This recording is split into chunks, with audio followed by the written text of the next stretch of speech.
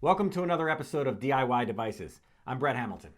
Back to school will be different for many this year as students of all ages learn from home.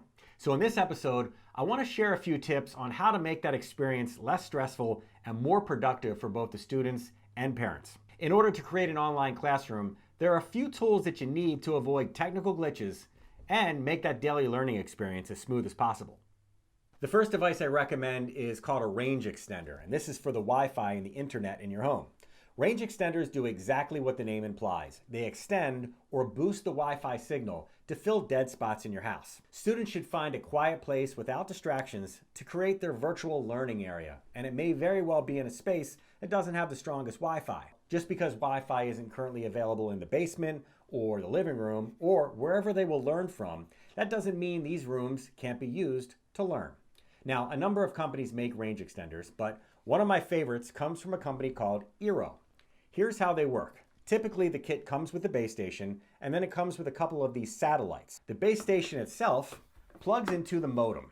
This is the black box that the cable company or satellite company supplies to get you internet. You snap it into the back, right? Once your range extender is connected to the internet, it now has the ability to send Wi-Fi to the satellites spread throughout your home and boost your signal. So how's this for an example? Maybe your internet or your cable modem is located in the basement, right? Leaving a dead spot on the second floor where your student may have set up their virtual classroom. Well, you put a satellite on the first floor, you put another one on the second floor, and now your Wi-Fi should be as strong in the upstairs bedroom as it is where the signal originates in the basement. Keep in mind, you'll need to download a free app associated with your range extender, and that will walk you through the setup as well as help you test the signal to make sure that it's strong enough in each one of those locations. Once you've connected and have a dedicated area for your student or students to learn, it's time to connect some of their accessories. Whether it's a MacBook, it could be an HP all-in-one, it could be a tablet and computer together like the Microsoft Surface, or even an Amazon tablet. Most teachers prefer students to wear a headset that includes a microphone. It cuts down on room noise, it provides better sound for the students so they can also hear the lessons clearly, as well as communicate with less room noise. There are two types of headsets. There's a wired headset and there's wireless headsets.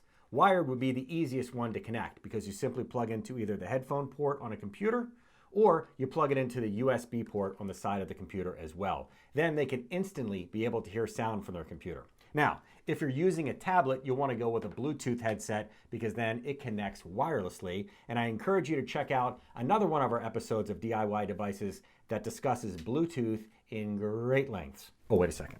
I'm sorry. Thank you for holding. Can I take your order? That's not what these are for.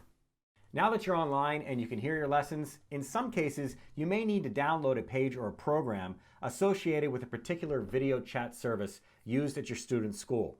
It's different in every single community, but a few examples include Skype, Zoom, Microsoft Teams, Google Meet, and many more. Make sure you find out from your school and from your teachers at the beginning of the year which video chat service they'll be using, and it'll make your life a heck of a lot easier. Another helpful tool, not just for the students in your home, but for everyone in the family, is a free library card. With a library card, you can go to your local library's website and virtually borrow or download books for free. Just locate the area that mentions ebooks, then you'll have access to thousands of titles without having to pay for them. The equivalent of going to the library in person and checking out a book, but doing it from the comfort of your home. You don't own these books, but you've got them for a certain amount of time, then they'll just disappear when they're due back at the library. Your library account can be used for books assigned by teachers or for independent reading and will hopefully save you money on the cost of buying some of the books required for the school year. One final learning tool comes courtesy of our friend, Alexa.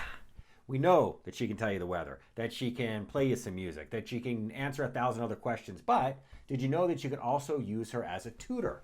Think of her as a modern day version of our encyclopedia that never goes out of date.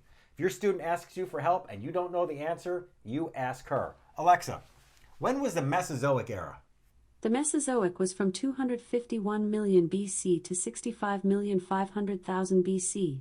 Alexa, what is a participle? Participle is a noun meaning an adjective or complement to certain auxiliaries that is regularly derived from the verb in many languages and refers to participation in the action or state of the verb, a verbal form used as an adjective. All right, finally a math problem. Alexa, what's the square root of 24? The square root of 24 is 4.899.